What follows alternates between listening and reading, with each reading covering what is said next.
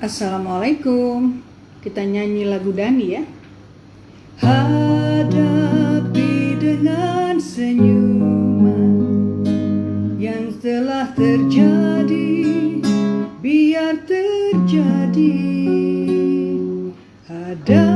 Hadapi dengan tiada jiwa, semua kan baik-baik saja. Bila ketetapan Tuhan sudah ditetapkan, tetaplah sudah. Tak ada yang bisa berubah, tak ada yang bisa merubah. Relakanlah semua ini, bahwa semua yang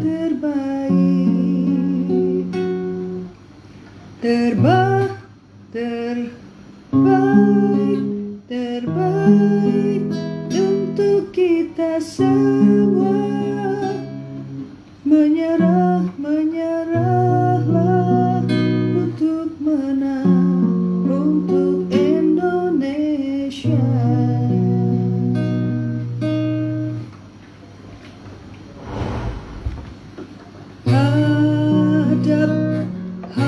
Hadapi dengan senyuman yang sudah terjadi, biar terjadi.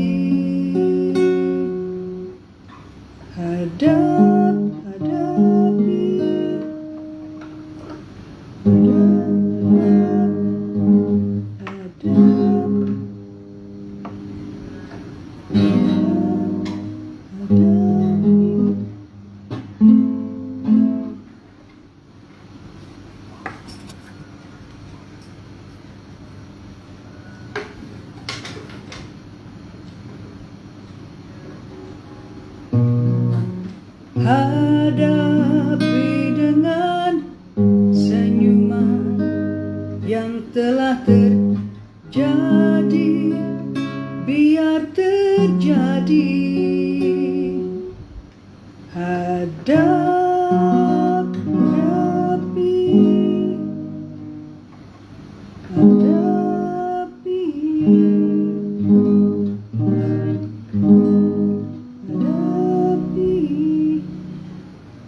Dengan tegar jiwa, semua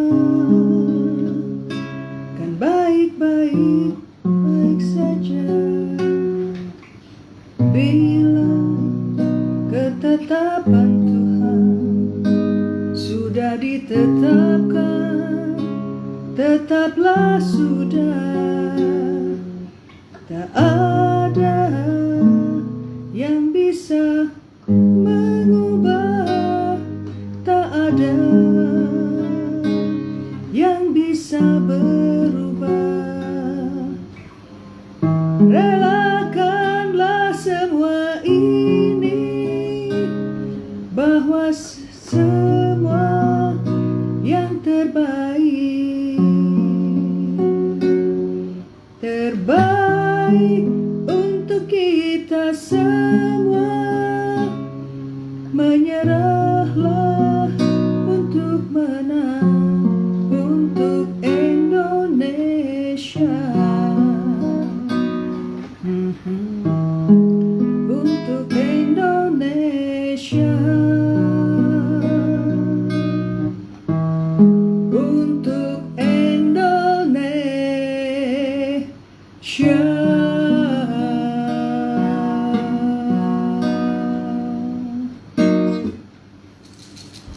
Halo, selamat malam. Assalamualaikum. Mbak Anita, ada siapa lagi tuh? Ada Mbak Diah Kusuma. Ini lagi betul-betulin jilbab. sambil nunggu tamu yang mau diundang. Apa kabar semuanya? Mudah-mudahan sehat semua, nggak ada gejala-gejala apa-apa.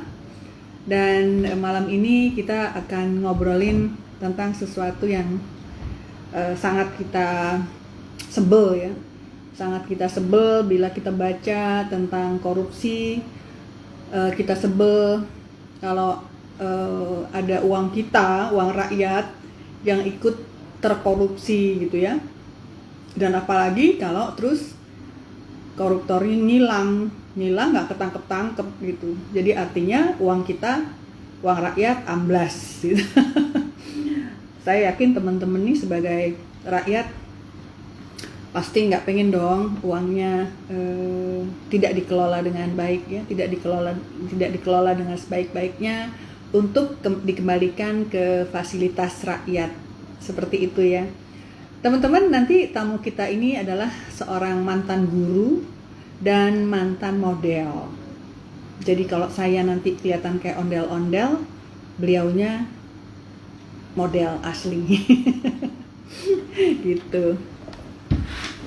Sebelum kita undang tamunya, kita nyanyi dulu kali ya. Ini lagunya Ahmad Dhani yang judulnya saya nggak tahu judulnya apa, tapi yang jelas lagu ini bunyinya hadapi dengan senyuman yang telah terjadi, biar terjadi.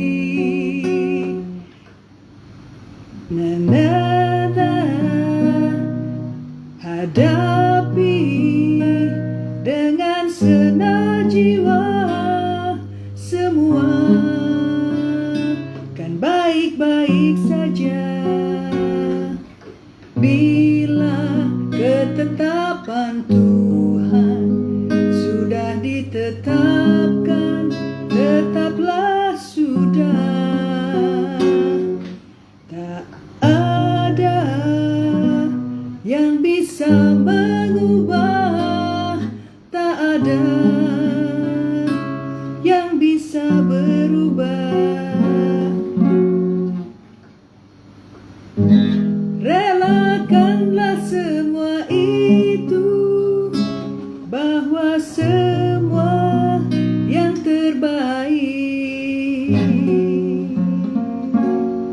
terbaik untuk kita semua. Menyerahlah untuk menang untuk Indonesia. Untuk Indonesia. Untuk Indonesia.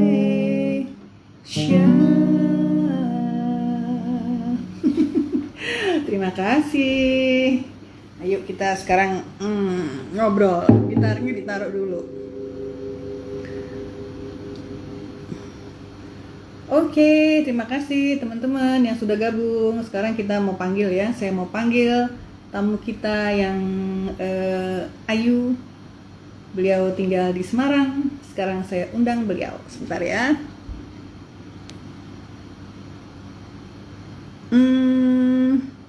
Cari.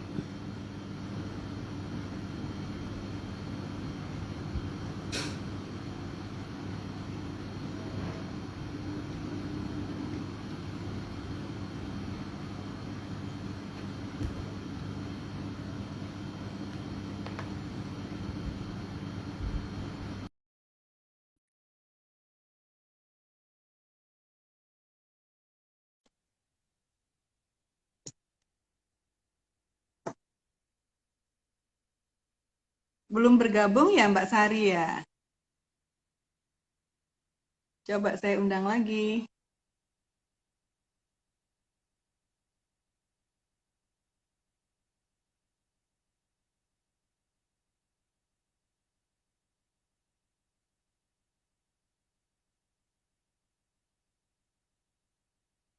Mbak Sari.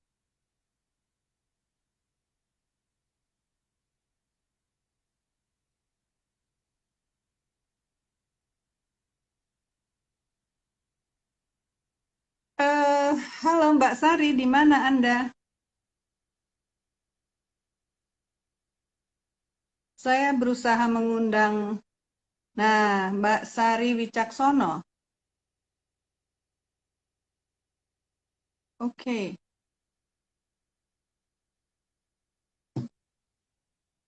Halo Mbak Adel, Mbak Adela, Mbak Adela, apa kabar? Ini Mbak Sari kok nggak mau masuk-masuk ya? Mbak Sari sudah tahu belum caranya masuk ini? Tinggal pencet live saya. Tinggal pencet nama saya yang di atas. Mbak Sari pencet yang baby live. Sebentar, saya coba hubungi. Ini sepertinya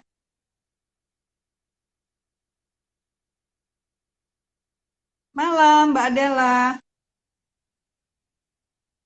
Iya, ini saya coba hubungi Mbak Sari.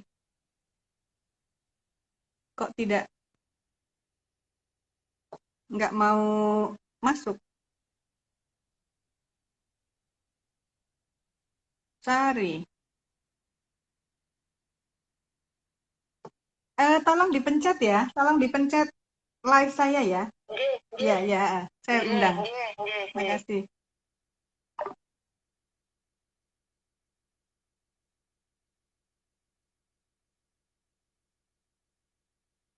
Mbak Sari, kok belum masuk? Oh, menyimak di bawah gerimis. Aduh, gerimis ya di sana ya.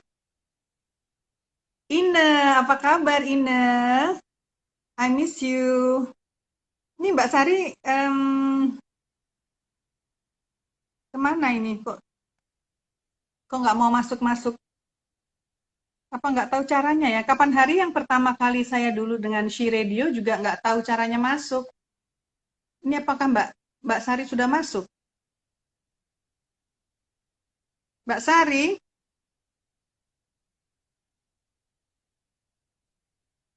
Mhm.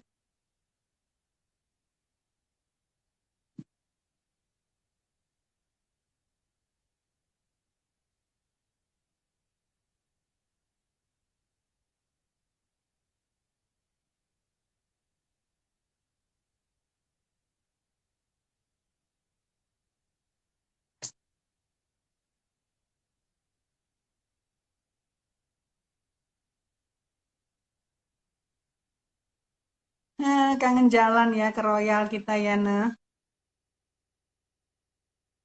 Mbak Sari kok nggak masuk-masuk ya? Kenapa ya? Nggak tahu caranya mungkin. Sebentar, sebentar, ditelepon lagi. Mungkin nggak tahu apa yang harus dipencet. Emang kalau kalau baru pertama kali, memang suka nggak ngerti yang mana yang harus dipencet.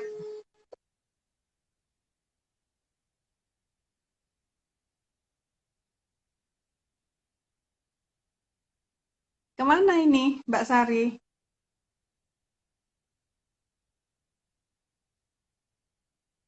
Oh lala,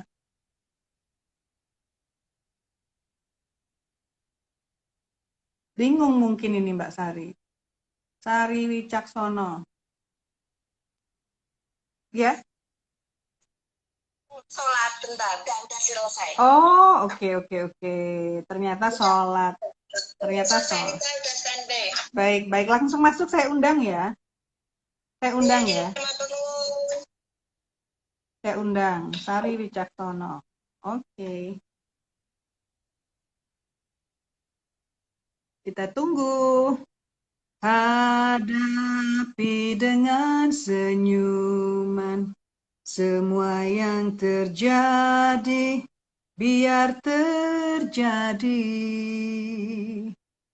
Tak ada yang bisa berubah. Halo Mbak Sari, where are you? Hmm, mohon maaf ya teman-teman, ini diundang tapi belum mau masuk. Hmm, hmm, hmm. Ya udah kita gitaran aja dulu deh sambil nunggu ibu model nih. Loh, Sari Wicaksono tidak dapat bergabung. Kenapa?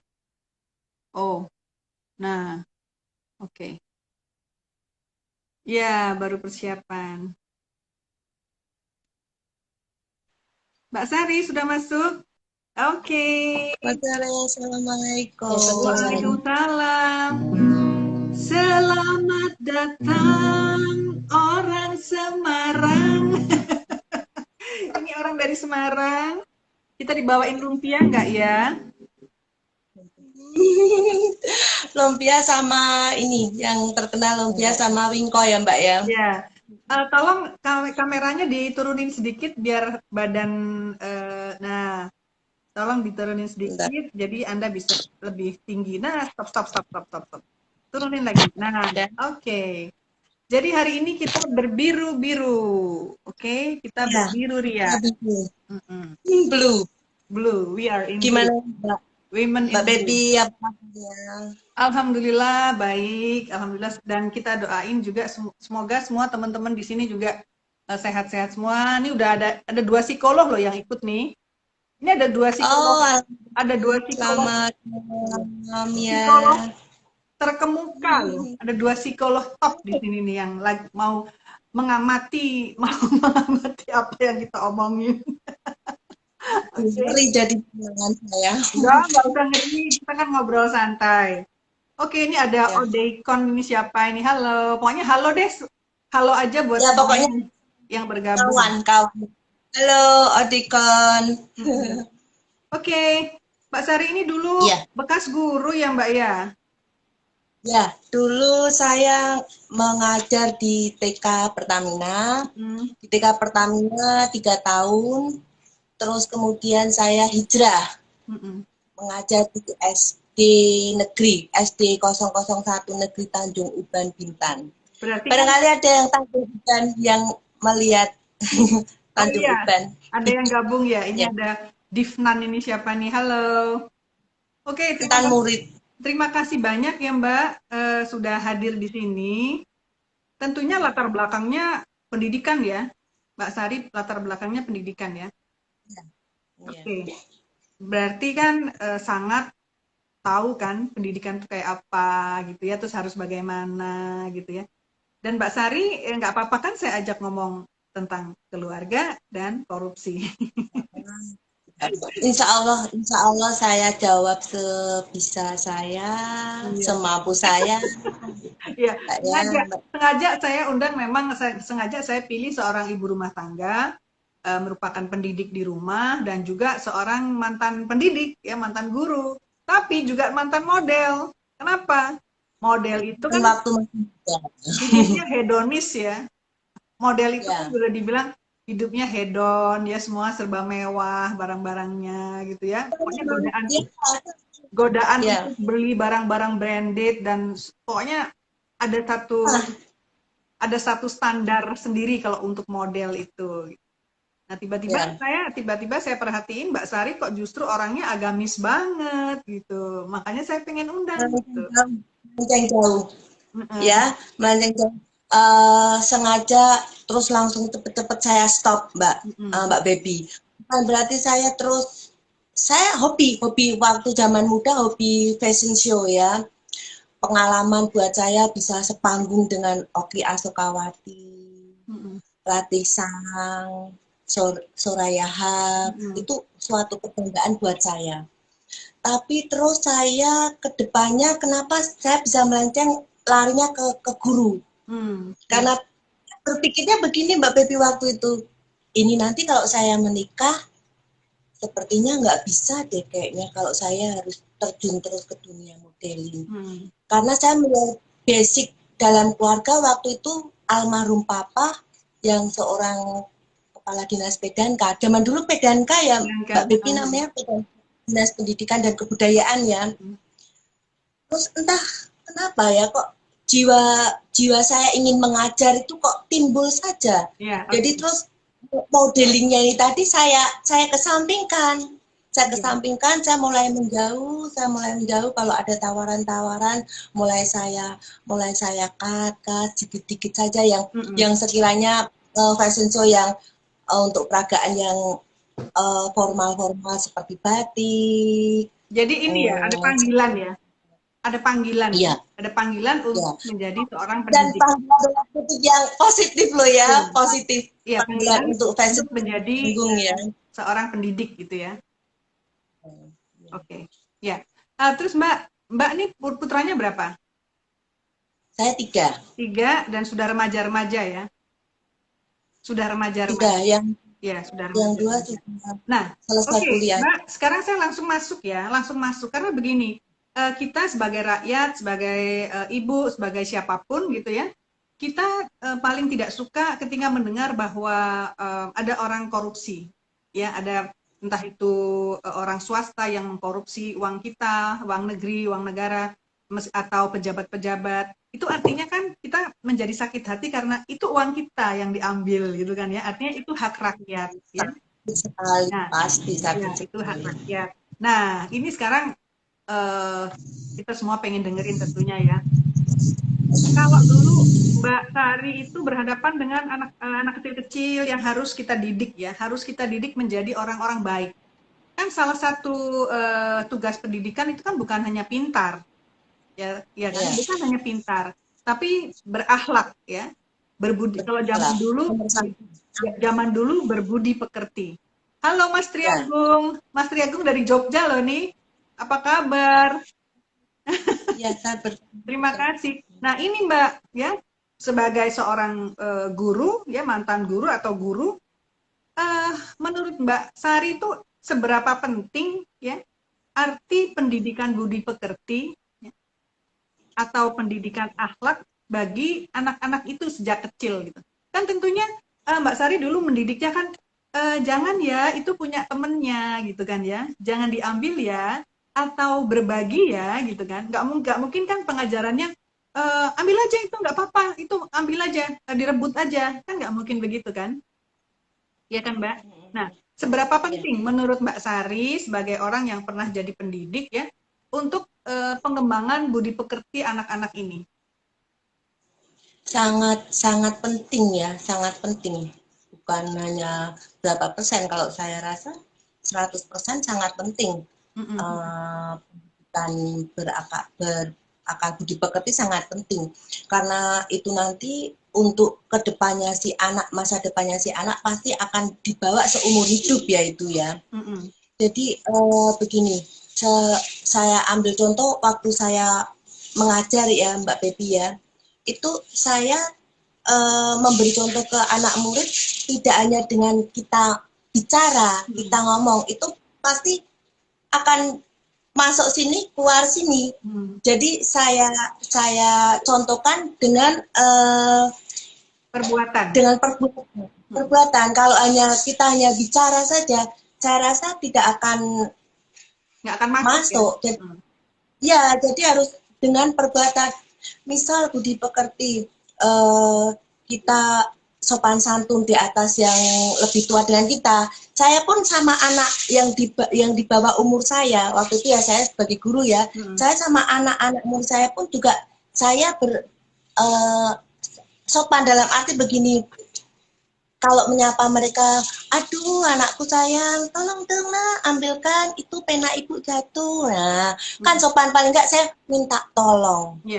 Jangan segan kita untuk bilang minta tolong. Kan ada ya orang yang lebih di atas kita, nggak mau, ambilkan dong itu. Kan ada yang seperti itu ya.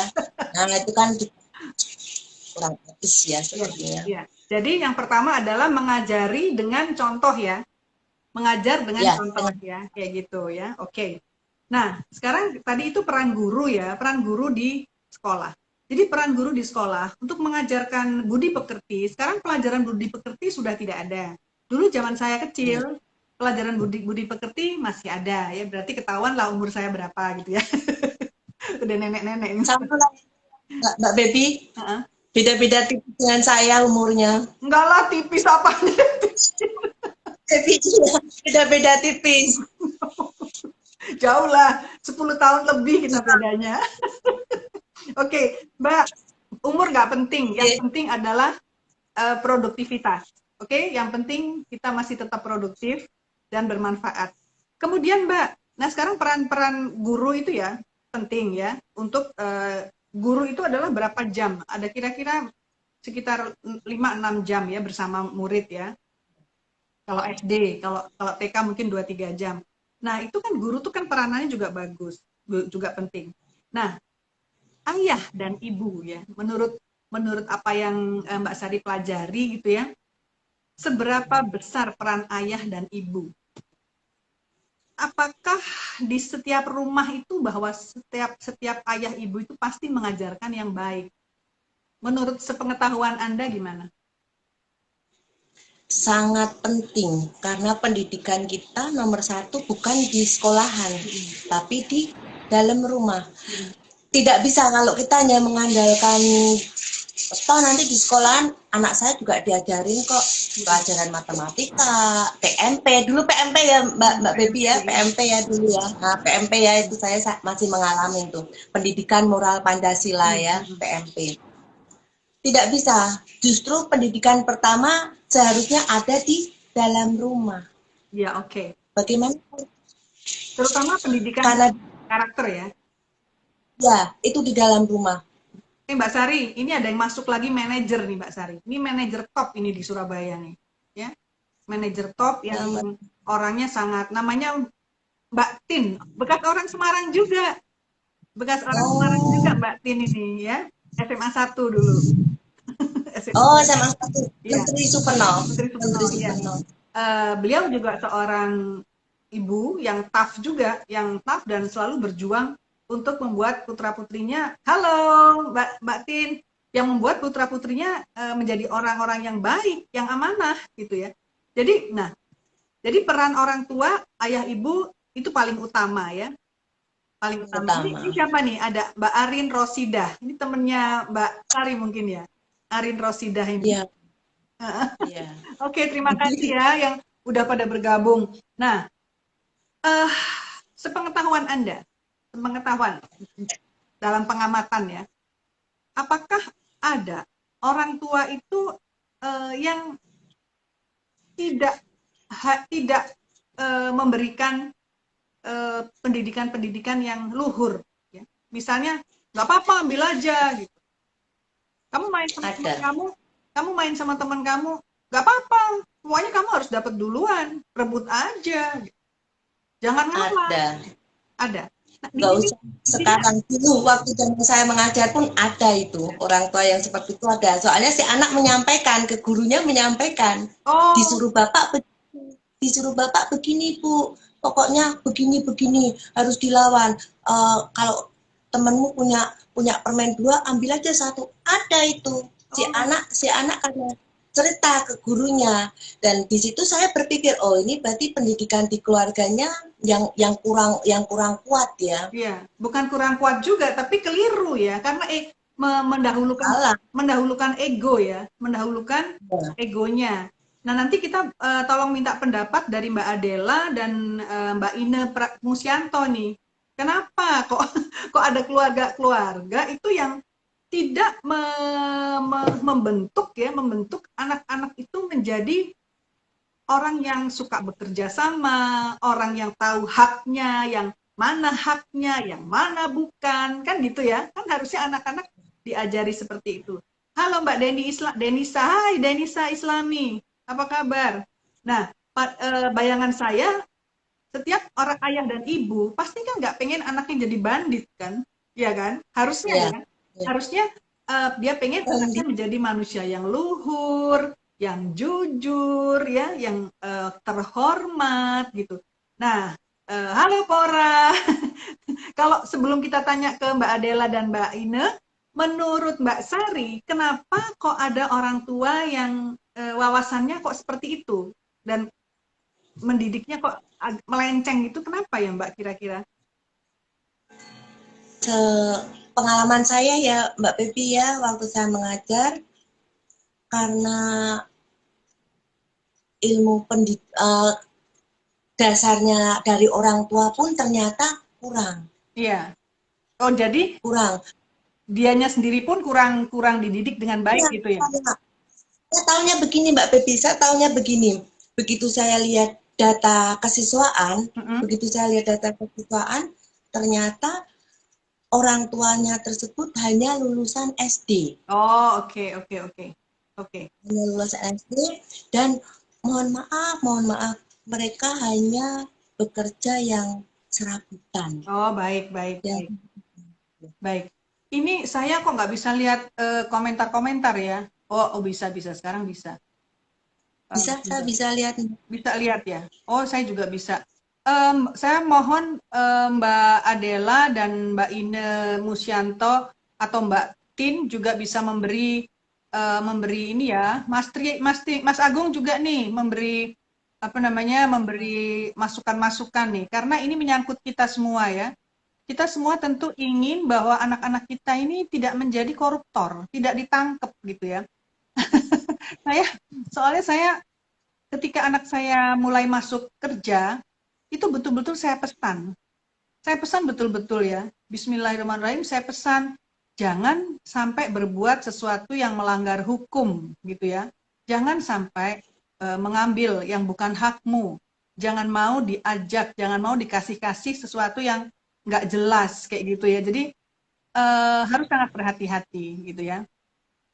Nah, kayak gitu. Eh, jadi ternyata bahwa pendidikan orang tua itu pun rendah gitu ya Mbak ya. Jadinya makanya nggak bisa mendidik gitu ya. Ya, jadi kesannya tuh hanya diserahkan ke sekolahan. Hmm, Nah, yang seperti itu tidak bisa ya Mbak Baby karena kita sebagai guru ketemu sama siswa hanya beberapa jam saja. Selebihnya itu kan lebih banyak di rumah. mm, mm, mm. Selebihnya itu lebih banyak di rumah. Nah, sedangkan si anak tersebut itu malah terus mereka di rumah karena kurang pendidikan dari ayah ibunya, karena ibunya juga bekerja, ayahnya juga bekerja, si anak kan jadi entah main kemana-mana, Mm, mm, mm. entah main kemana-mana. Mungkin yang saya maksud kurang kurang pendidikan di dalam rumah tuh seperti itu. Iya. Jadi karena orang tuanya sibuk cari nafkah, anak itu seperti dididik oleh tidak siapapun ya. Tidak siapapun. Lingkup lingkungan sekitar, tapi lingkungan sekitar kan kita tidak bisa ini, maksudnya tidak bisa lingkungan saya baik semua, Mm, mm, mm. lingkungan saya tidak baik semua kan, Iya, di lingkungan ada yang baik, ada yang iya. tidak. Nah, yang saya temukan kasus tersebut, Mbak Baby, itu lingkungannya si anak tersebut lingkungan tidak baik. Lingkungan tidak baik, yang mungkin banyak premannya ya, sehingga Ih, nilai-nilainya, sehingga nilai-nilainya ya nilai-nilai preman gitu ya. Oke. ya karena lingkungan sekitarnya Nah, pemabuk. kalau oh lingkungannya pemabuk ya, pemabuk, Iya. penjudi gitu ya. Itu Oke, yang saya alami dengan murid saya ya Mbak ya, oke, yang saya alami dengan murid saya. iya. Oke, jadi kita sebagai anggota masyarakat punya tugas nih, punya tugas untuk memberi apa ya edukasi-edukasi atau penyuluhan-penyuluhan kepada mereka-mereka yang dari kelas bawah. Kita harus bikin ini sepertinya aksi sosial gitu ya untuk ketemu mereka sebulan sekali, kemudian memberi apa ya, memberi masukan-masukan. Ini tugasnya psikolog-psikolog nih. Halo. Ini tugasnya Mbak Adela. Mana Mbak Adela nih? Halo Mbak Adela. Ini siapa nih yang satu lagi siapa nih? Sebentar-bentar. Kok ada? Bentar. Oh enggak. Oke. Nah, oke. Mbak Ina juga nih harus bikin suatu aksi sosial supaya supaya meskipun sebulan sekali para orang tua itu dapat sekolahan gitu ya. Sekolah bagaimana mendidik anak agar anak-anak itu menjadi anak-anak yang luhur, anak-anak yang jujur, bukan calon-calon pencuri, bukan calon koruptor gitu ya. Bukan calon penjahat gitu ya, Mbak ya. Nah, Mbak dulu kan belajar tentang pedagogi ya, tentang pendidikan belajar ya dulu ya. Ya, Waktu sebelum kerja kan belajar tentang pendidikan. Nah, sekarang ya, Mbak Sari punya tugas untuk mendidik putra-putra Mbak Sari yang 3 orang itu. Oke? ya. Nah, ini Mbak Sari yakin nggak bahwa jika nilai-nilai akhlak yang Mbak Sari tanamkan ke anak-anak itu ya, kuat banget gitu ya, kuat ditanamkan gitu. Kira-kira Mbak Sari yakin nggak bahwa itu akan dibawa terus sampai nanti tua gitu? Yakin. Yakin ya? Ya, Kenapa kok ya? yakin. Kenapa? Saya boleh tanya, kenapa kok yakin? Semua Mbak Baby, semua saya ajarkan ke anak awal-awalnya dari agama. Ya, ya, oke. Dan jadi setiap apa yang dilakukan anak saya di luar, saya tidak bisa melihat. Tapi selalu saya wanti-wanti ke anak. Ingat ya Dek ya, Bunda tidak bisa melihat kamu di luar sedang apa, dengan siapa. Tapi Allah selalu melihat kamu loh. Jadi kalau kamu bohong, saya selalu ngomongnya begini sama anak. Yeah. Jadi kalau kamu bohong, kamu dicatat sama Allah. Itu dari kecil itu Mbak, sampai sekarang besar pun anak jadi kesannya tuh tertanam dengan omongan si bundanya yang cerewet bawel ini tadi. Iya, jadi kalau anak saya mau pergi pun juga pasti pamit, dah aku perginya di sini dah sama ini kadang video call. Ini dah teman-temannya Dimas lagi belajar kelompok. Oh di rumah siapa Dek? Oh ini. Oh. Jadi saya tahu gitu Mbak. Oke. Di awal semua agama saya kembalikan ke agama. Iya. Jadi Mbak Sari sebagai ibu ya itu percaya ya, yakin bahwa ketika itu kuat ditanamkan maka itu akan menjadi pegangan sampai tua ya. Iya. Nah, jadi kesimpulannya orang-orang yang korupsi saat ini atau orang-orang yang korupsi saat kapan saja itu kira-kira apa yang salah ya? Kira-kira nih apa yang salah nih kira-kira ini kok mereka kok apa karena godaan apa itu gitu ya? Apa karena kurang kuat di penanaman akhlaknya? Karena tergoda oleh hidup mewah atau itu masuk semua itu Mbak Baby, masuk semua. Akhlaknya, mohon maaf, akhlaknya kurang, tidak punya adab rasa malu. Bukan ya? hanya kan ya adab malu itu. Tidak punya rasa malu, bukan haknya kok diambil. Ini Mbak Baby, saya ada kasus. Dulu saya pengalaman waktu ngajar, waktu mau penerimaan rapot. Hari Sabtu penerimaan rapot, Jumat ini orang tua murid ngadep saya. Dia memberi saya amplop. Karena orang tua tersebut tahu kalau anaknya ini tidak bakalan naik. Orang tuanya tahu karena anaknya belum bisa membaca dan menulis. Waktu itu saya mengajar di kelas 1 SD ya Mbak Baby. Saya mengajar di kelas 1 SD. Jadi kan dasar sekali. Jadi si anak ini harus bisa menulis dan membaca ya, kelas 1 SD itu. Nah, orang tuanya tahu Mbak Baby, si anak tersebut itu tidak naik itu, dia sudah merasa mungkin, makanya dia hari Jumat menghadap saya. Mau nyogok gitu maksudnya? Mau nyuap? Maybe. Jadi terus saya dikasih amplop, terus saya bilang, maaf Pak, ini untuk apa? Saya bilang gitu, maaf Pak, ini untuk apa? Terus tolong Bu, anak saya dinaikkan. Aduh Pak, maaf, saya tolak mentah-mentah. Maaf, bukan saya tidak mau menerima rezeki ya. Nanti dibilang ini kan rezeki dari Allah. Oh tidak juga. Bagi saya tidak juga, bukan. Terus maaf saya tidak bisa menerima karena memang putra Bapak memang tidak bisa, belum bisa membaca dan menulis, jadi tidak mungkin saya naikkan ke kelas 2. Kasihan nanti kalau si anak saya naikkan ke kelas 2, di kelas 2 jadi plonga-plongo. Jadi malah si anak nanti terbebani, nanti dihina kawannya, dikucilkan kawannya, ya kan Mbak, kalau di SD, masih SD tuh tahu sendirilah ya Mbak ya, ejek-ejekan kayak gitu tuh pasti itu terjadi, bully gitu tuh pasti. Jadi saya tidak mau seperti itu, jadi mohon maaf Pak, sudah Pak, tidak apa-apa, anak Bapak tinggal, saya bimbing terus sampai nanti naik ya Pak ya. Akhirnya saya beri pengertian si Bapak ini, sampai akhirnya saya masukkan agama yang setahu saya, walaupun saya agamanya pun juga belum tentu bagus, saya masukkan sedikit-sedikit, akhirnya Bapaknya bisa bisa menerima, bisa mengerti, terus oh ya Bu, mohon maaf, terus tetap dipaksa. Amplop ini tadi tetap diselip-selipkan ke buku yang saya untuk ngajar itu. Sekali lagi saya tolak. Dan akhirnya saya bilang saya kembalikan lagi. Oke. Sudah, Mbak, sudah, dan hal-hal seperti itu banyak sekali terjadi ya. Banyak sekali terjadi di dunia pendidikan, ya banyak ya, di dunia sekolahan, dunia bisnis gitu kan. Pasti banyak sekali ya. Artinya itu karena dianggap sudah seperti kebiasaan gitu ya. Sesuatu kebiasaan gitu. Dan kalau menurut saya yang memberi pun juga harusnya malu ya, yang memberi. Jangankan yang menerima, yang memberi pun seharusnya malu. Kenaikan anaknya itu bukan hak anaknya, betul? Jadi anaknya ini kan sebetulnya belum berhak naik, ya. Tapi dia mengambil, ya, dengan membayar Anda, dia ingin mengambil hak yang bukan hak anaknya, karena anaknya belum berhak untuk naik kelas, gitu ya. Selanjutnya ya. Seperti itu. Ya. Aduh, ya alhamdulillah Mbak Sari bisa lepas dari godaan itu gitu ya.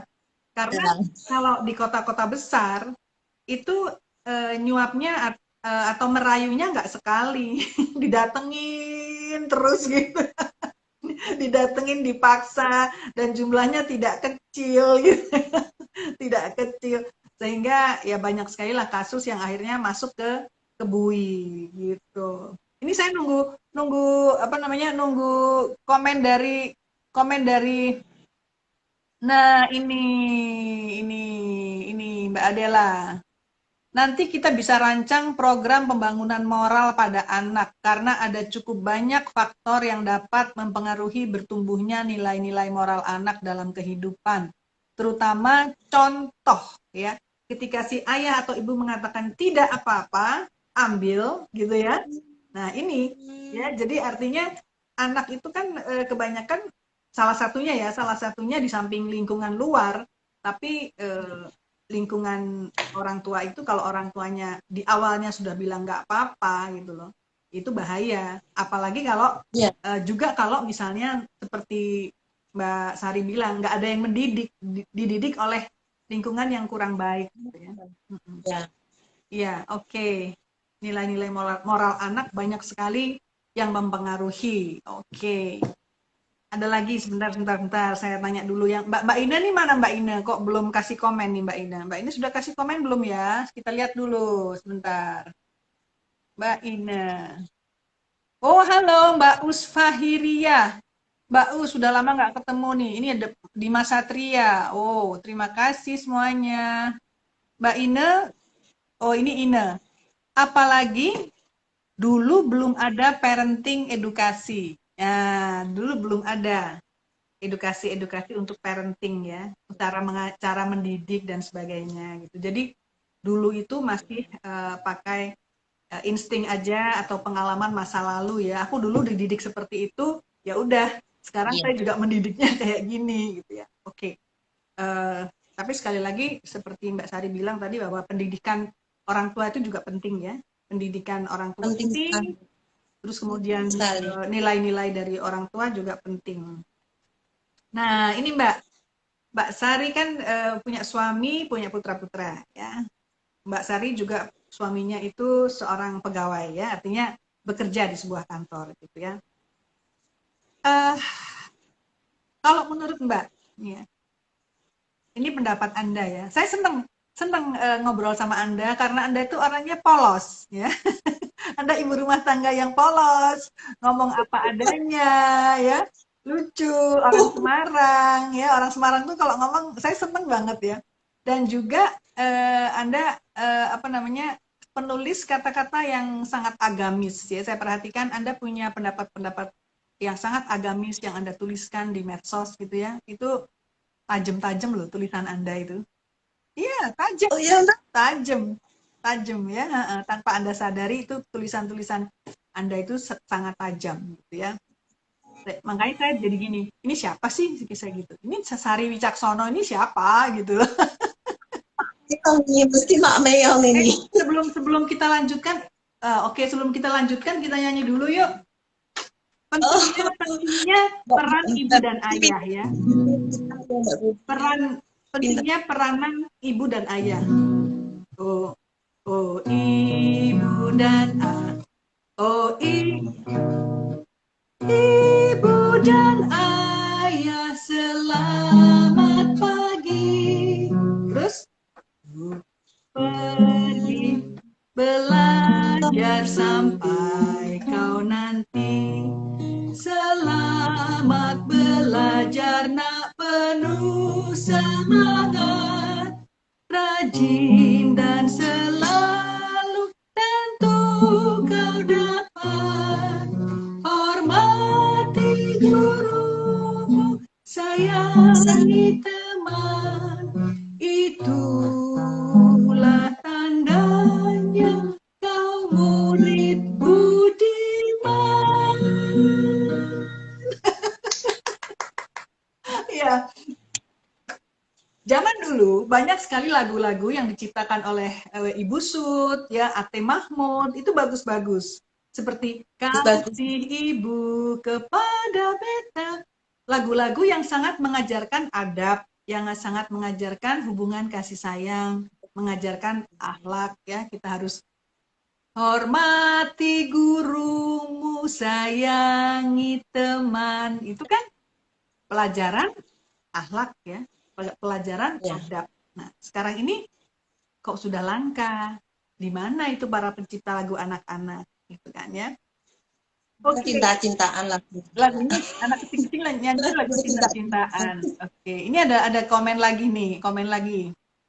Setuju Mbak Sari, semua kembali kepada pendidikan, pengaruh, pengalaman, dan nilai-nilai serta norma yang dikenal dan dialami oleh orang tua, kakek, nenek, natur, dan nurture-nya. Oke, jadi semua dari lingkungan yang mendidik juga berperan, gitu ya. Oke, nah ini Mbak, sekarang Mbak Sari sudah berapa puluh tahun menikah, Mbak? Saya sudah. Jangan lupa loh, nah tak bilangin sama Bapak. 96 saya menikah, Mbak. Jadi Berapa? ada 25 tahun ya, 25 tahun lebih ya. Oke. 25 tahun. Nah, kalau Mbak Sari perhatikan, orang-orang yang sudah menikah, otomatis kan ada kebutuhan-kebutuhan yang rumah tangga ya, belum lagi nanti pengen nyenengin istri, pengen kelihatan hebat di mata istri gitu. Apa sih yang membuat orang itu kemudian gitu ya menjadi meremehkan akhlak?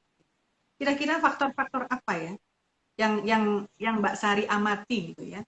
Faktor-faktor apa yang meremehkan akhlak dan akhirnya mau diajak untuk tadi itu kong kali kong gitu.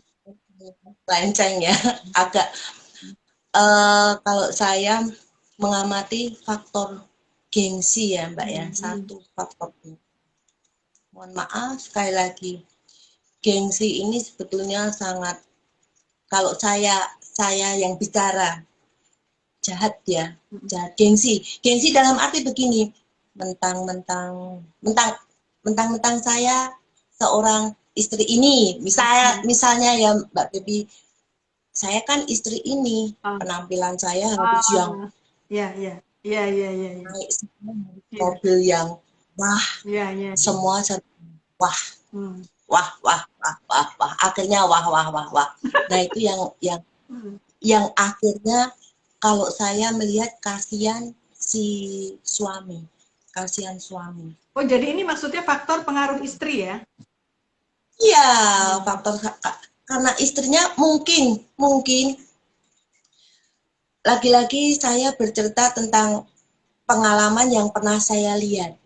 Pengalaman yang pernah saya lihat dan pernah saya alami, Mbak Baby. Pada suatu ketika saya mengantar anak saya sekolah di SD yang boleh saya sebutkan nama SD? Jangan, nggak usah. Nggak usah, Mbak. Di SD yang pastilah Mbak Baby tahu, SD terkenal. Sebuah SD yang terkenal. saya antar naik Honda. Saya antar naik Honda nih. Sepeda motor. Sedangkan di situ, ya sepeda motor. Sedangkan di situ pada naik mobil semua. Pada naik mobil semua nih. Jadi ketemulah kawan. Kawan negur saya. Loh, Mbak Sari, mobilnya mana? Kok naik Honda gitu? Oh, saya nggak punya mobil. Saya punyanya cuma Honda. Punya mobil satu untuk suami kerja. Kan Mbak Sari istri. Ya, seseorang. Kan Mbak Sari istri seseorang gitu ya. Orang yang terpandang gitulah ya Mbak ya. Punya jabatan. Terus di situ langsung saya gini kan, memang kalau sudah istri ini saya harus naik mobil. Ya kan namanya istri bos. Bos, saya langsung begitu Mbak. Bos, enggak ya perasaan, saya bilang gitu. Enggak, saya punyanya ini aja kok. Dek, saya bilang, saya kemana-mana lantar anak saya naik Honda. Tapi belum pernah boncengin saya ya? Belum pernah belum, nanti saya. Baby ke Semarang, iya. Naik Honda aja. Iya. Sip. Terus. Jadi saya di situ saya terus berpikir begini, oh apakah kalau istri seorang ini harus naik mobil mewah? Kalau istri ini apa harus bajunya yang bermerek? Standarnya tuh harus apa yang waduh kalau seperti ini bisa, kalau iman saya tidak kuat. Iya. Mohon maaf. Iya, baik. Paham. Sangat bisa saya pahami dan alhamdulillah saya kagum. Makanya jadi cerita Anda ini cocok sekali dengan tulisan-tulisan Anda. Ya. Nanti kapan-kapan teman-teman yang ikut gabung di sini bisa. Unek-unek saya ya Mbak ya, unek-unek saya tadi saya tuangkan ke tulisan mungkin ya. Jadi pandangan Anda terhadap hidup itu menjadi tulisan-tulisan yang sangat bagus. Jadi nanti teman-teman kalau pengen tahu tulisan-tulisan Mbak Sari ini yang indah-indah dan sangat tajam ya, sangat dalam, itu bisa lihat di IG Mbak Sari ya atau di Facebooknya Mbak Sari. Itu bagus-bagus sekali. Itu yang membuat saya ingin mengundang Anda. Dan ternyata Anda itu orangnya lucu gitu loh, lugu. Itu kalau bisa ikut itu loh yang apa namanya tuh yang acara video yang naik truk tuh siapa tuh? Yang lucu tuh? Silotip. Nah, itu. Ya kan saya Silotip itu kan ya. Bu siapa? Yang ada lucu. Bu siapa itu? Bu Jagung. Ya. Bu Jagung apa Bu siapa? Siapa ya? Yang selotip ya. Yang solutif itu kan dia. Itu Anda tuh kalau bicara tuh ekspresif gitu ya. Ekspresif, semarangan dan apa adanya. Kenapa? Sama medok ya Mbak, medok. Medok ya. Jawanya medok. Iya, tapi itu ciri khas ya, ciri khas Anda. Oke Mbak, jadi pernah ngalamin sendiri, pernah lihat sendiri kayak gitu ya bahwa ternyata ada satu pengaruh dari lingkungan ya, lingkungan. Jadi itu saya sebut sebagai pengaruh hedonisme. Jadi seneng barang-barang yang artinya, oh saya kan hidup di dunia yang seperti ini, saya harus ini. Jadi Nafik Mbak, saya pun juga tertarik barang-barang yang branded ya, yang bermerek ya. Cuman saya kembalikan kepada diri saya, mampu nggak saya beli? Kalau nggak mampu ya saya jangan memaksakan. Dan saya tuh tidak bisa Mbak minta ke suami. Satu Mbak, quotes dari saya, jangan jadikan suami Anda seperti mesin ATM. Quotes dari saya Mbak ya, quotes dari saya ini tadi. Jadikan suami Anda seperti mesin ATM. Mentang-mentang istrinya yang pegang ATM, terus main gesek, ambil giliran habis. Pak, uangnya habis Pak. Saya mau beli ini nih, tas lagi ngetren. Ibu-ibu kemarin pada pakai tas yang bermerek ini Pak. Dia beli harga sekian puluh juta loh Pak, walaupun KW 2. Kan kasihan Mbak, suaminya Mbak. Ya Iya, kan kasihan. iya betul betul kasihan, betul. Jadi jangan Kok sampai jadi mesin ATM atau sapi perahan ya. iya, Sapi perahan. jadi suami diperas ya. Mm. Nah, nah itu tadi istri ya, tadi istri, pengaruh istri bahwa suami mau menolak pun gengsi kan. Aku ini kan kerja, aku ini kan pejabat, masa istriku minta aja nggak bisa gitu. Jadi ada gengsi suami juga di hadapan istri, apalagi kalau istrinya itu anak orang kaya, ya kan? Kalau istrinya anak pejabat, anak orang kaya gitu, aduh kok udah biasa hidup mewah gitu, kasihan gitu kan ya Mbak ya? Kayak gitu. Oke, tadi adalah lingkungan yang membuat membuat ya pengen hidup mewah seperti kehidupan pejabat-pejabat yang lain atau ibu-ibu yang Kalau pingin, lain, ya. pingin mewah tapi nggak mampu jangan dipaksakan dong. Loh, sebetulnya begitu. Kalau hidup harus apa adanya. Hidup harus Apa apa adanya. adanya, betul. Tapi kadang-kadang sekali lagi hawa nafsu hedonisme tadi itu yang membuat kadang-kadang ya itu tadi akhirnya yang tidak boleh menjadi boleh, ya kan? Nah tadi pengaruh istri yang nomor satu ya. Terus ada nggak unsur melupakan didikan tadi, meskipun sudah kuat gitu, meskipun misalnya putra Mbak Sari udah kuat, tapi terus lupa karena pengaruh pengaruh tadi itu pengen barang mewah, temennya pakai barang mewah, Ada. bisa nggak itu? Apa namanya tuh? Pernah nggak lihat gitu ya bahwa jadi lupa padahal dulunya misalnya sekolah pesantren gitu ya terus begitu masuk jadi pejabat atau jadi apapun lah yang ada kemungkinan ada kesempatan terus jadi katut gitu bisa ya. Ada. Saya rasa ada itu. Ada karena itu tadi lagi kembali ke gengsi. Jadi dia sudah lupa. Ah sudahlah, Pak, embat aja lah bahasa bahasa bahasa gaulnya gitu ya, embat saja lah. Mm-mm. Kantoh dia tidak tahu. Mm-mm. Kantoh si ini tidak tahu. Embat saja sudah. Tapi Allah kan maha tahu, Ya. Mbak. Walaupun istrinya mendukung, udahlah Pak, ambil aja, sikat saja. Mm.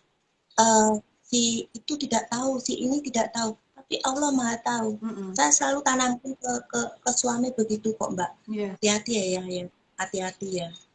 Mm-mm. Biar orang lain tidak melihat apa yang kamu perbuat, tapi Allah Maha tahu. Iya, iya Jadi betul. kalau bisa jauhkan, Iya. jauhkan. Sudah, ibaratnya kamu makan seadanya, kita makan seadanya, pakaian sepunyanya kita. Tidak usah kepingin ini itu. Kalau kita tidak mampu, tidak apa-apa, tahan. Tahu nggak pakai baju yang bermerek, Mbak? Mm-mm. Tidak bikin saya apa ya ibaratnya tidak bikin Bangga. saya iya. Jadi Iya. nggak usah terlalu dipaksakan. Iya. Oke, Ada good. Good. Semoga semua istri seperti Mbak Sari ya. Allah, aku Semoga. ya kembali ke pribadi masing-masing ya Mbak Baby tidak bisa disamakan dengan saya. Jadi suami istri mesti kompak ya, harus punya nilai-nilai yang sama ya. Harus Harus harus kompak. kompak, Oh, harus tahu nggak kompak. Mbak, kita ini ngobrol seperti ini ternyata sudah tinggal 15 menit lagi. Nggak terasa ya? Ya, tunggu dulu, Ya belum. Mbak. Masih bisa saya mundur-mundurin sedikit. Nah, Mbak, selain dari sisi agama, itu apa yang bisa melindungi anak-anak kita maupun suami kita agar tidak terseret menjadi koruptor ya, tidak ikut terseret menjadi orang-orang yang curang. Tadi selain agama tadi ya, bahwa Allah melihat semuanya.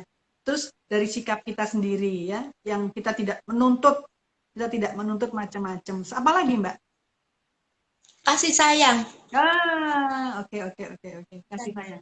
Mm-mm. Jadi berilah si anak ini pujian, sekecil apapun pujian. Mm-mm. Mm-mm. Syukur-syukur kalau hadiah, tapi saya jarang sih Mbak Baby memberi hadiah ke anak saya paling pujian. Mm-mm. Oh, misal ya Mbak Baby, misal anak saya mendapatkan nilai yang sekiranya bagus ya, itu selalu saya puji. Aduh, pinter ya Dek ya, Mm. nilainya IPA dapat sekian. Besok lebih bagus lagi. Maksud saya Nah, nanti, jadi maksud saya kalau nanti putranya sudah kerja loh Mbak. Ya. oh Jadi bagaimana ya cara melindungi mereka supaya tidak begitu banyak katakanlah ya kesempatan ya. Misalnya anak saya dua-duanya udah kerja gitu ya. Ya, saya harus melindungi kan, saya harus melindungi agar mereka itu jangan sampai terseret gitu, terseret untuk maaf mengambil. Nah itu selain dari tadi sikap kita sebagai istri atau orang tua yang tidak nuntut, kemudian dari sisi agama itu apalagi Mbak kira-kira supaya mereka itu tetap memegang nilai-nilai moral. Kalau saya nomor satu tetap kasih sayang juga saya libatkan, kasih sayang. Kasih sayang dalam arti si anak tetap diperhatikan, Mbak, walaupun sudah bekerja loh, walaupun sudah bekerja, tetap diperhatikan. Entah jam makan siang, itu kadang anak saya telepon, Dek, sudah makan, Dek? Oh, sudah, Bunda. Sama apa?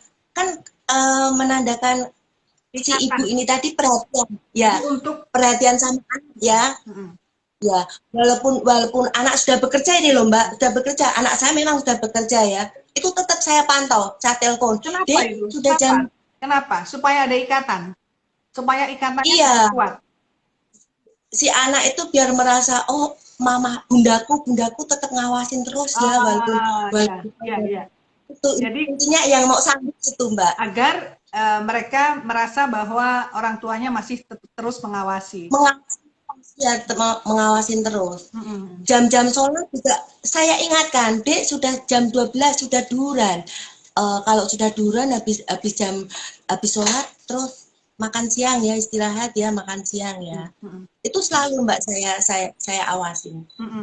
Lewat telepon, entah video call gitu. Iya. Soalnya kan begini, kita kan kalau kita ya orang-orang yang punya budaya malu, kan malu kalau sampai misalnya suami kita, anak kita masuk koran ya, pakai baju orange gitu ya, malu nggak Mbak? Aduh malu banget Mbak, jangan bilang tetapi pertanyaan saya berikutnya, kenapa menurut Anda kok keluarga koruptor? Kok tidak malu ya? Kenapa kok keluarga koruptor zaman sekarang ini kok nggak malu gitu? Tetap mereka setelah suaminya ditahan tetap bergaul, tetap apa namanya, tetap ya hangout, tetap pakai baju bagus gitu ya. Tidak ada rasa terus harus apa ya bersembunyi, nggak keluar rumah 6 bulan. Ya kalau kita mungkin nggak keluar rumah 6 bulan ya bisa saking malunya gitu ya. Nah kenapa tuh kira-kira tuh Mbak Sari kalau yang Anda lihat itu? Sudah tidak punya adab malu ya kalau saya bilang Mbak. Sudah nggak punya adab malu ya. Karena yang lain nggak juga punya, atau mungkin nggak punya karena yang lain juga malu. Akhlaknya juga nggak punya akhlak ya, tidak ada akhlak ya. Malu adalah sebagian dari iman loh Mbak. Iya. Malu sebagian dari iman. Kalau seseorang sudah tidak punya malu, berarti iman tersebut dia sudah berkurang. Dan saya kata tadi tentang adab malu. Rasulullah bersabda, iman itu ada 73 sampai 79 atau 69 cabang. Yang paling utama adalah perkataan. Dan yang paling rendah adalah menyingkirkan gangguan dari jalan, dan malu itu adalah sebagian dari iman. Oh, oke ya. Itu tidak punya malu kan Mbak. Kalau misal kalau ada salah satu koruptor yang anaknya masih di luar, masih berlenggang-lenggong, tidak ada rasa malu, itu tadi saya kembalikan, berarti memang sudah tidak punya adab malu. Atau bisa juga karena yang lain juga begitu sih, gitu kan? Iya. Artinya di masyarakat yang lain juga banyak yang begitu kok, nggak malu kok. Jadi buat apa saya malu gitu ya? Begitu kira-kira. Ya, saya rasa begini ya Mbak. Sepertinya di zaman yang tambah maju, tambah modern, sepertinya adab malu ini kok sudah berkurang ya. Berkurang. Kalau zaman dulu ya Mbak ya, zaman dulu saya masih zaman sekolah ya. Itu tuh rasanya kok masih ada rasa segan sekali, malu banget gitu. Kalau sekarang kalau saya lihat anak-anak muda sekarang tuh kok kayaknya. Ya, ini ada komen dari psikolog kita. karena Ya. zaman sekarang kenapa orang itu mudah sekali meraup uang yang bukan miliknya, gitu ya, ya.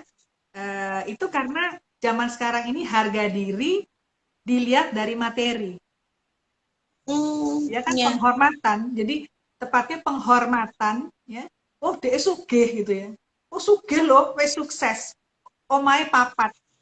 Seringkali dalam perbincangan itu adalah bukannya dia sudah menghasilkan penelitian apa gitu ya, atau dia sudah menghasilkan produk apa, atau dia menciptakan produksi apa, dia punya kreativitas apa, dia sudah menghasilkan buku berapa, dia sudah pernah menulis apa, bukan begitu. Tapi montore opo gitu, montore piro gitu kan, omae nang ngendi, nah itu daerah endi gitu. Banyak yang ditujukan ke saya seperti itu, Mbak Hmm. Bepi. Misalnya gimana? Mobil, misalnya aja lah ya, misal, Mbak Sari, mobilmu apa Mbak Sari? Mobil tuh ditanyain. Itu ya, maaf ya Mbak Bepi, itu hal seperti itu kan berarti tidak punya adab malu Iya, ya. iya, iya, iya, Iya kan Mbak iya, Bepi, iya, punya adab malu kan? iya. Sampai sebegitunya ditanyakan. Kalau itu Iya kan? dalam pergaulan nggak etis. Iya, Kalau nggak dalam jelas pergaulan itu. tidak etis. Tapi kalau Iya, dalam pergaulan-pergaulan, yang yang saya alami waktu saya nganter anak saya sekolah saya naik Honda itu tadi saya ditegur sama kawan yang mobil, loh Mbak kok rak numpak mobil gitu. iya, Terus, loh aku rak di mobil, aku iya, di Honda. iya. Nah, Ya terus itu tadi seperti bla kalau bla bla kalau tadi. etika-etika di negeri ini biasanya kalau ketemu gitu ya, rata-rata ya, putranya berapa gitu ya, ditanya pasti tinggal di mana, putranya berapa. Kalau di barat beda lagi. Anda ngapain? Artinya what do you do? Anda kegiatan Anda apa? Gitu. Tapi kalau ada pertanyaan, Mbak, motormu apa? Itu tuh nggak etis. Atau misalnya, Mbak, omahmu sak gede apa? Gitu ya. Gitu, itu, itu, iya itu sangat menunjukkan si penanya ini ada di kelas mana gitu loh. Kurang etis gitu loh, ya kan? Kalau cuman putrane piro gitu, putrane sekolah nang ngendi gitu kan, atau gitu-gitu Wajar, wajar gitu. wajar ya, Heeh. wajar.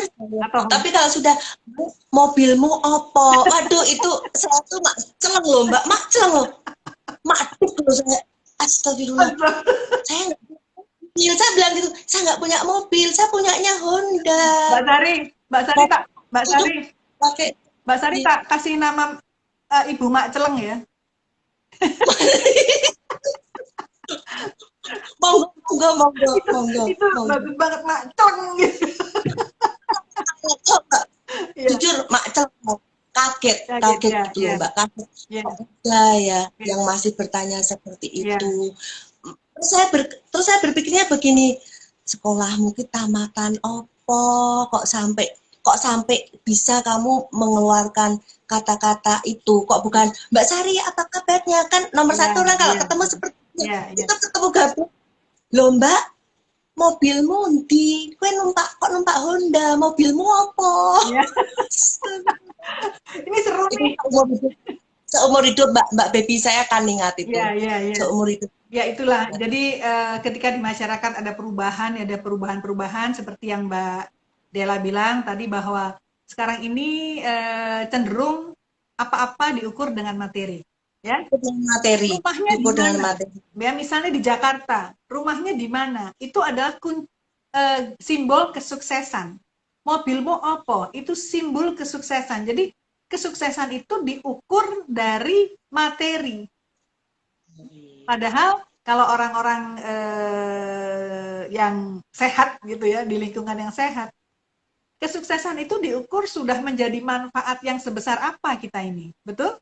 Misalnya Ya betul. kita bikin yayasan apa, misalnya kita bikin kegiatan positif apa, misalnya kita bikin produksi apa, kita bikin tulisan apa, itu yang seharusnya kita jadikan apa namanya perbincangan gitu kan, bukan terus saya juga pernah ngalami gitu ya, Omahmu sak gede apa? Omahku 1000 meter.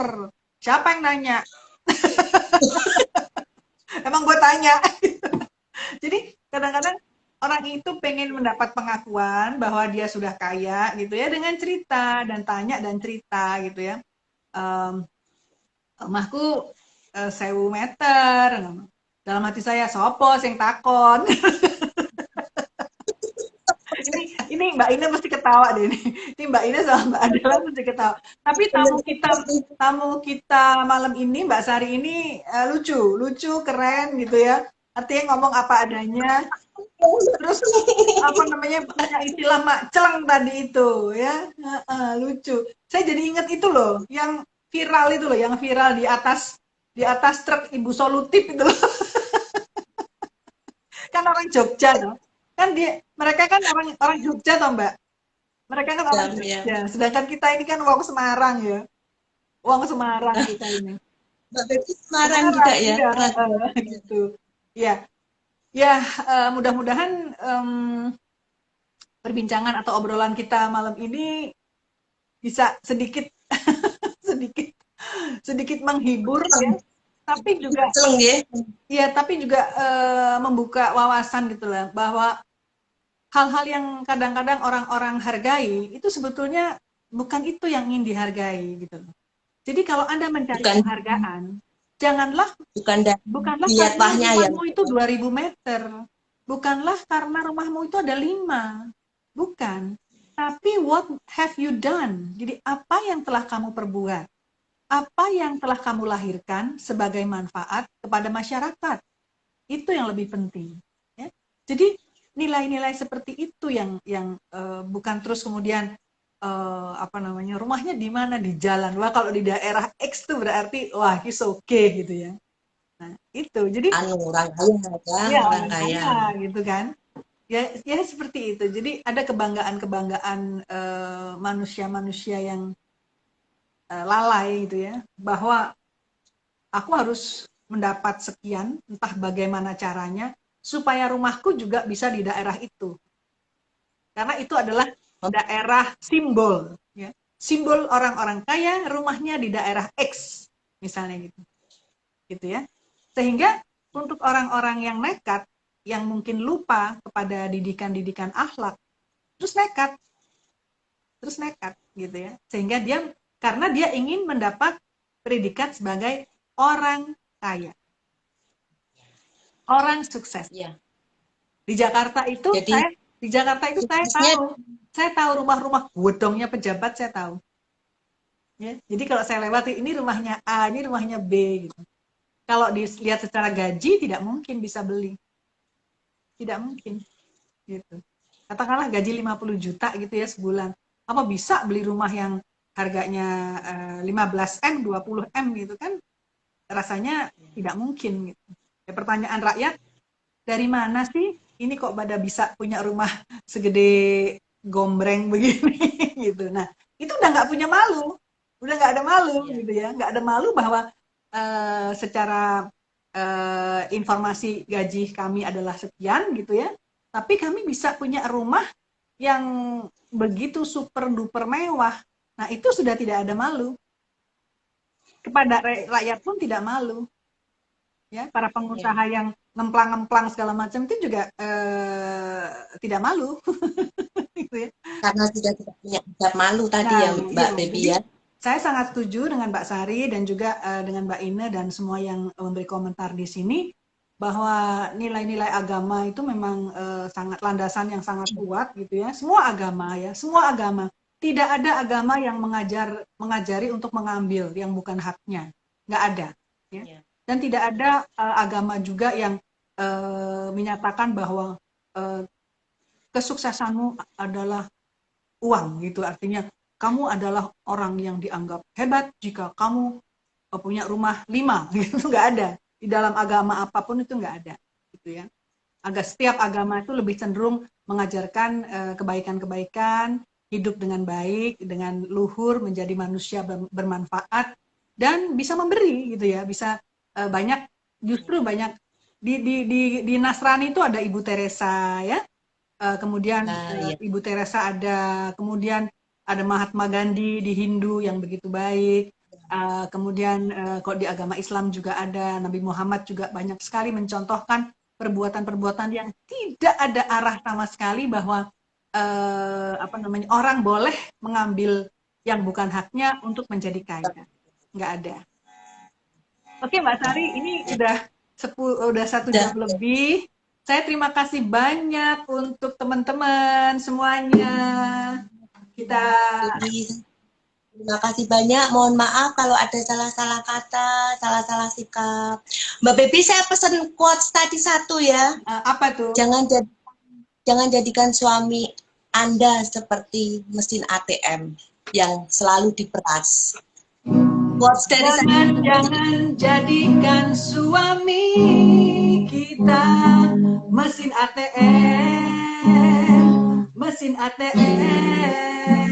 Jangan pernah jadikan suami kita sapi perahan, sapi perahan. Jangan sayangilah suami dengan cinta dan hidup sederhana. Oke. Ini tadi lagu Asal Bunyi. Ini judulnya lagu Asbun. Asal Bunyi.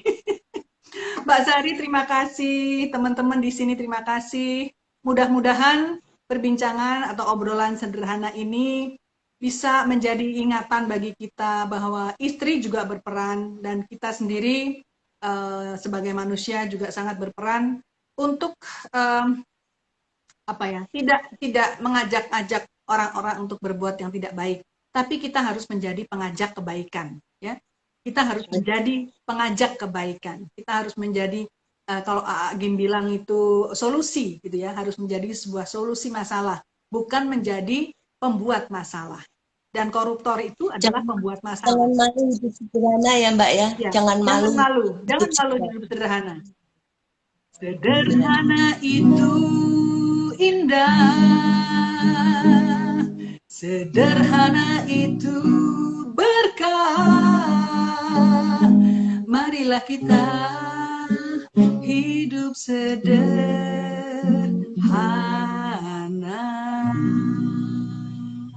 Sederhana dalam sikap, tapi tinggi dalam manfaat. Insya Allah. Terima kasih teman-teman. Terima kasih Mbak Sari. Wassalamualaikum warahmatullahi wabarakatuh. Bye. Salam sehat semuanya. Bye. Udah ya. Bye-bye.